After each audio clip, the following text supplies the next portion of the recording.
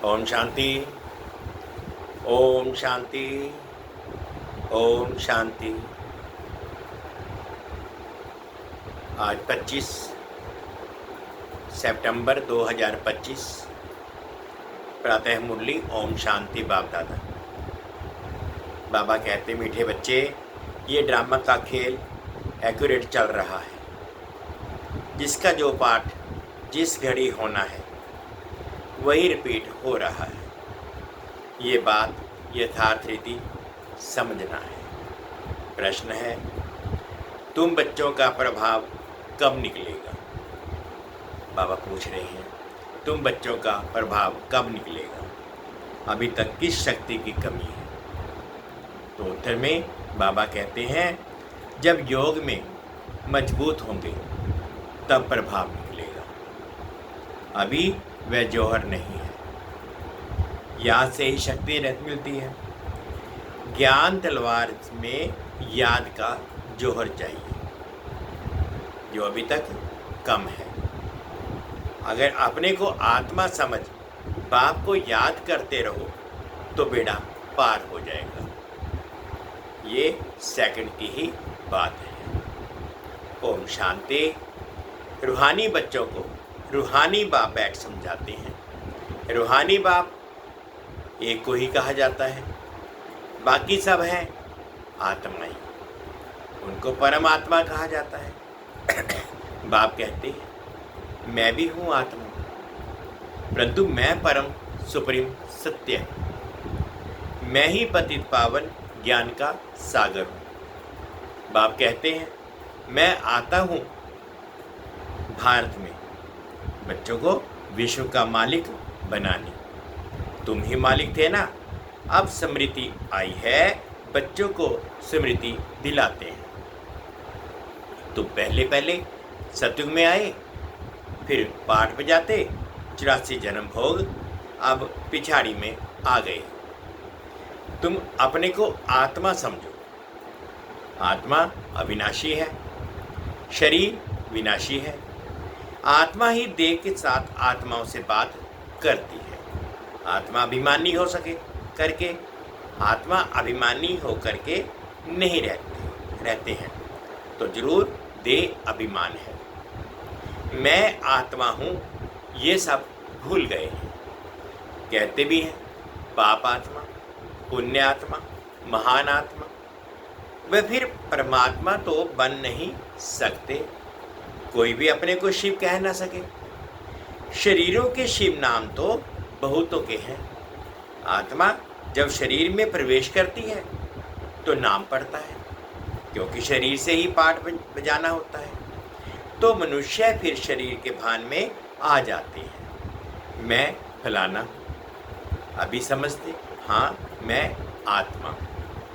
हमने 84 का पाठ बजाया है, अभी हम आत्मा को जान गया। हम आत्मा सतो प्रधान थी, फिर अभी तमो प्रधान बनी। बाप आते ही तब हैं जब सब आत्माओं पर कट लगी हुई है। जैसे सोने में खाद पड़ती है ना, तुम पहले सच्चा सोना हो, फिर चांदी, तांबा, लोहा बनकर पड़कर तुम बिल्कुल काले हो गए। ये बात और कोई समझा ना सके। सब कह देते हैं आत्मा निर्लेप है। खाद कैसे पड़ती है ये भी बाप ने समझाया है बच्चों को। बाप कहते हैं, मैं आता ही भारत में हूँ। जब बिल्कुल तमो प्रधान बन जाते हैं तब आता हूँ। एक्यूरेट टाइम पर आते हैं। जैसे ड्रामा में एक्यूरेट खेल चलता है ना, जो पाठ जिस घड़ी होना होगा उस समय फिर रिपीट होगा। उसमें जरा भी फर्क पड़ नहीं सकता। वे है हद का ड्रामा और ये है बेहद का ड्रामा। ये सब बहुत महीन समझने की बातें हैं। बाप कहते हैं, तुम्हारा जो पाठ बजा वह ड्रामा अनुसार। कोई भी मनुष्य मात्र न रचयिता को न रचना के आदि मध्य अंत को जानते हैं। ऋषि मुनि भी नेति नेति करते ही चले गए। अब तुमसे कोई पूछे रचयिता और रचना के आदि मध्य अंत को जानते हो, तो तुम ठट कहेंगे, सो भी तुम सिर्फ अभी ही जान सकते हो, फिर कभी नहीं। बाबा ने समझाया है, तुम ही मुझ रचयिता और रचना के आदि मध्य अंत को जानते हो। अच्छा, ये लक्ष्मी नारायण का राज्य कब होगा, ये जानते होगे? नहीं, इसमें कोई ज्ञान नहीं। बात यह तो अवंडर है। तुम कहते हो हमारे में ज्ञान है, ये भी तुम समझते हो। बाप का पाठ ही एक बार का है, तुम्हारी एम ऑब्जेक्ट ही है ये लक्ष्मी नारायण बनने को। बन गए फिर पढ़ाई की दरकार नहीं रहेगी। बैरिस्टर बन गया सो बन गया। बाप जो पढ़ाने वाला है उनको याद तो करना चाहिए। तुमको सब सहज कर दिया है। बाबा बार बार तुम्हें कहते हैं पहले अपने को आत्मा समझो। मैं बाबा का हूँ। पहले तुम नास्तिक थे, अभी आस्तिक बने हो। इन लक्ष्मी नारायण ने भी आस्तिक बनकर ही ये वर्षा लिया है जो अभी तुम ले रहे हो। अभी तुम आस्तिक बन रहे हो। आस्तिक नास्तिक ये अक्षर इस समय के हैं। बाबा कहते हैं आस्तिक और नास्तिक सबक जो सबक है समय नास्तिक अक्षर हैं वो इस संगम पुरुषोत्तम युग पर ही हैं। वहाँ ये अक्षर ही नहीं होंगे। सत्युग में बाबा कहते हैं ये अक्षर नहीं होंगे। पूछने की बात ही नहीं रह सकती। यहाँ प्रश्न उठते हैं तब तो पूछते हैं रचना और रचना को जानते हो, तो कह देते हैं नहीं। बाबा ही आकर अपना परिचय देते हैं और रचना के आदि मध्य अंत का राज समझाते हैं। बाप है बेहद का मालिक, रचता बच्चों को समझाया गया है और धर्म स्थापक भी यहाँ जरूर आते हैं। तुमको साक्षात्कार कराया था। इब्राहिम क्राइस्ट आदि कैसे आते हैं? वह तो पिछाड़ी में जब बहुत आवाज निकलेगा तब आएंगे। बाप कहते हैं बच्चे दे सही दे के सब धर्मों को त्याग मुझे याद करो। अभी तुम सम्मुख बैठे हो। अपने को दे नहीं समझना मैं आत्मा हूँ। अपने को आत्मा समझ बाप को याद करते रहो तो बेड़ा पार हो जाएगा। सेकंड की बात है मुक्ति में जाने के लिए ही भक्ति आधा कल्प करते हैं, लेकिन कोई भी आत्मा वापिस जा नहीं सकती। 5000 वर्ष पहले भी बाप ने ये समझाया था, अभी भी समझाते हैं। श्री कृष्ण ये बातें समझा नहीं सकते, समझा नहीं सकते। उनको बाप भी नहीं कहेंगे। बाप है लौकिक, अलौकिक और पारलौकिक। हद का बाप लौकिक, वेद का बाप है पारलौकिक, आत्माओं का। और ये एक है, ये यही संगम युग वंडरफुल बाप। इनको अलौकिक कहा जाता है। प्रजापिता ब्रह्मा को कोई याद ही नहीं करते। वह हमारा ग्रेट ग्रेट ग्रैंड फादर है। ये बुद्धि में नहीं आता है। कहते भी हैं आदिदेव एडम प्रदुप कहने मात्र। मंदिरों में भी आदि का देवी आदि का चित्र है, आदि देव का चित्र है ना। तो वहाँ जाएंगे तो समझेंगे ये तो हमारा यादगार है। बाबा भी बैठे हैं, हम भी बैठे हैं। यहाँ बाप चैतन्य में बैठे हैं, वहाँ जड़ चित्र रखे हैं। ऊपर में स्वर्ग भी ठीक है। जिन्होंने मंदिर देखा है वह जानते हैं कि बाबा हमको अब चैतन्य में राजयोग सिखा रहे हैं। फिर बाद में मंदिर बनाते हैं।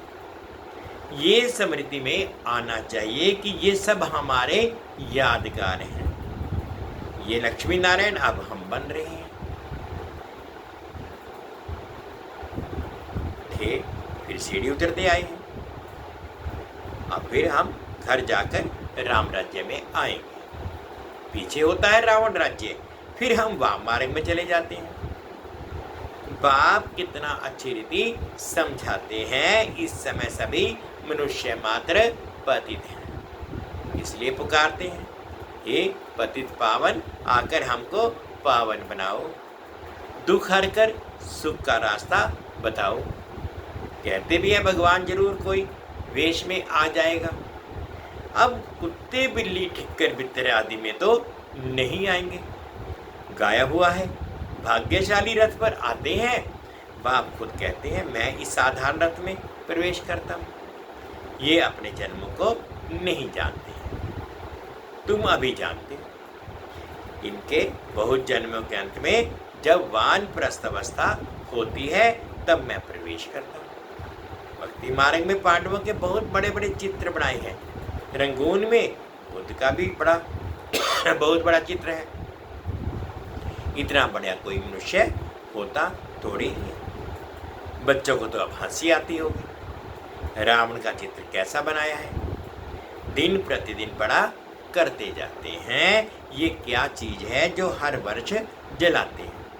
ऐसा कोई दुश्मन होगा, दुश्मन का ही चित्र बनाकर जलाते हैं। अच्छा, रावण कौन है, कब दुश्मन बना है? जो हर वर्ष जलाते आते हैं। इस दुश्मन का किसको भी पता नहीं है, उनका अर्थ कोई बिल्कुल नहीं जानते। बाप समझाते हैं वह ही रावण संप्रदाय। अब बाप कहते हैं गृहस्थ व्यवहार में रहते कमल फूल समान बनो और मुझे याद करते रहो। कहते हैं बाबा हंस और बगले इकट्ठे कैसे रह सकते हैं, खिटखिट होती है, सो तो जरूर होगा, सहन करना पड़ेगा। इसमें बड़ी युक्तियाँ भी हैं। बाप को कहा जाता है रांझू रमजबाज। सब उनको याद करते हैं, सब उनको याद करते हैं ना। हे भगवान दुख हरो, रहम करो, लिबरेट करो। वो लिबरेटर बाप सबका एक ही है। तुम्हारे पास कोई भी आते हैं तो उनको अलग अलग समझाओ। कराची में एक एक को अलग अलग बैठ समझाते थे। तो बच्चे जब योग में मजबूत हो जाएंगे तो फिर तुम्हारा प्रभाव निकलेगा। अभी अर्जुन व जौहर नहीं है। यहाँ से शक्ति मिलती है, पढ़ाई से शक्ति नहीं मिलती है। ज्ञान तलवार है, उसमें याद का जौहर भरना है, वह शक्ति कम है। बाप रोज रोज कहते रहते हैं बच्चे याद की यात्रा में रहने से तुमको ताकत मिलेगी। पढ़ाई में इतनी ताकत नहीं है, याद से तुम सारे विश्व के मालिक बनते हो। तुम अपने लिए ही सब कुछ करते हो। बहुत आए फिर गए, माया भी दुस्तर है। बहुत नहीं आते हैं, कहते हैं ज्ञान तो बहुत अच्छा है, खुशी भी होती है। बाहर गया खलास, जरा भी ठहरने नहीं देती। कोई कोई को बहुत खुशी होती है। ओहो अब बाबा आए हैं, हम तो चले अपने इस खुदा में। बाप कहते हैं अभी पूरी राजधानी स्थापन कहाँ हुई है। तुम इस समय तो ईश्वरीय संतान, फिर होंगे देवताएं। डिग्री कम हो गई ना। इस समय हम बाबा कहते हैं कलयुग संगम पुरुषोत्तम पर ईश्वरीय संतान और फिर देवताएं बनते हैं तो डिग्री कम हो जाती है। मीटर में पॉइंट होती है, इतनी पॉइंट कम। तुम अभी एकदम ऊंच बनते हो, फिर कम होते होते नीचे आते हो। सीढ़ी नीचे उतरना ही है। अब तुम्हारी बुद्धि में सीढ़ी का ज्ञान है। चढ़ती कला सर्व का भला, फिर धीरे धीरे उतरती कला होती है। शुरू से लेकर इस चक्कर को अच्छी रीति समझना है। इस समय तुम्हारी चढ़ती कला होती है, क्योंकि बाप साथ है ना। ईश्वर जिसको मनुष्य सर्वव्यापी कह देते हैं वे बाबा मीठे मीठे बच्चे कहते रहते हैं और बच्चे फिर बाबा बाबा कहते रहते हैं। बाबा हमको पढ़ाने आए हैं, आत्मा पढ़ती है, आत्मा ही कर्म करती है। हम आत्मा शांत स्वरूप हैं, इस शरीर द्वारा कर्म करती है। अशांत अक्षर ही तब कहा जाता है जब दुख होता है। बाकी शांति तो हमारा स्वधर्म है। बहुत कहते हैं मन को शांति हो। अरे आत्मा तो स्वयं शांत स्वरूप है, तो उनका घर ही शांति धाम। तुम अपने को भूल गए हो। तुम तो शांति धाम के रहने वाले थे, शांति वहाँ ही मिलेगी। आजकल कहते हैं एक राज्य, एक धर्म, एक भाषा हो, one cast, one religion, one God. अब गवर्नमेंट लिखती भी है वन गॉड है। फिर सर्वव्यापी क्यों कहते हैं? वन गॉड तो कोई मानता ही नहीं है, तो अब तुमको फिर ये लिखना है, लक्ष्मी नारायण का चित्र बनाते ऊपर में लिख दो। सतयुग में जब इन्हों का राज्य था तो one god, one deity religion था, परंतु मनुष्य कुछ समझते नहीं है, अटेंशन नहीं देते। अटेंशन उनका आएगा जाएगा तो हमारे ब्राह्मण कुल का होगा, और कोई नहीं समझेंगे। इसलिए बाबा कहते हैं अलग अलग बिठाओ फिर समझाओ। फार्म भराओ तो मालूम पड़ेगा, क्योंकि कोई किसको मानने वाला होगा, कोई किसको। सबको इकट्ठा कैसे समझाएंगे? अपनी अपनी बात सुनाने लग पड़ेंगे। पहले पहले तो पूछना चाहिए कहाँ से आए हो, बीके का नाम सुना है? प्रजापिता ब्रह्मा तुम्हारा क्या लगता है? कभी नाम सुना है? तुम प्रजापिता ब्रह्मा की संतान नहीं हो। हम तो प्रैक्टिकल में हैं। हो तो तुम भी, परंतु समझते नहीं हो। समझाने की बड़ी युक्ति चाहिए। अच्छा, मीठे मीठे से खिलते बच्चों प्रति माता पिता बाप दादा का याद प्यार और गुड मॉर्निंग। रूहानी बाप की रूहानी बच्चों को नमस्ते। हम रूहानी बच्चों की रूहानी माता पिता बाप दादाजी को याद प्यार गुड मॉर्निंग और प्यार भरी नमस्ते। ओम शांति, ओम शांति। शुक्रिया बाबा, शुक्रिया। अब धारणा के लिए मुख्य सार में फर्स्ट पॉइंट में बाबा कहते हैं कि मंदिरों आदियों को देखते सदा ये स्मृति रहे कि ये सब हमारे ही यादगार हैं। अब हम ऐसा लक्ष्मी नारायण बन रहे हैं। सेकंड पॉइंट में बाबा ने कहा ग्रीष्म विहार में रहते कमल फूल समान रहना है। हंस और बगले साथ हैं, तो बहुत युक्ति से चलना है, सहन भी करना है। आज का बाबा का मीठा मीठा वरदान है, एकता और संतुष्टता के सर्टिफिकेट द्वारा सेवाओं में सदा सफलता मूर्त भाव।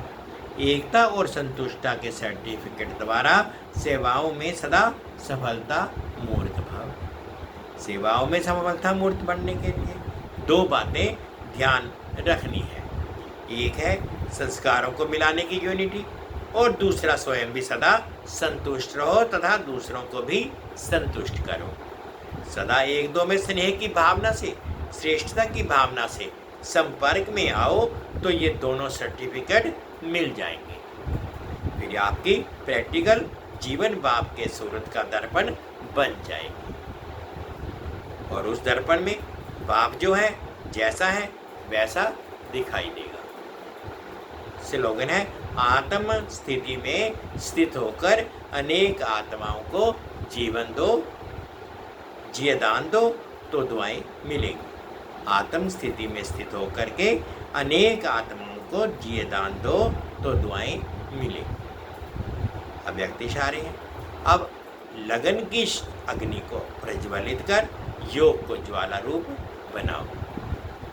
जैसे अग्नि में कोई भी चीज डालो तो नाम रूप गुण सब बदल जाता है, ऐसे जब बाप के याद के लगन की अग्नि में पड़ते हो तो परिवर्तन हो जाते हो। मनुष्य से ब्राह्मण बन जाते, फिर ब्राह्मण से फरिश्ता सो देवता बन जाते।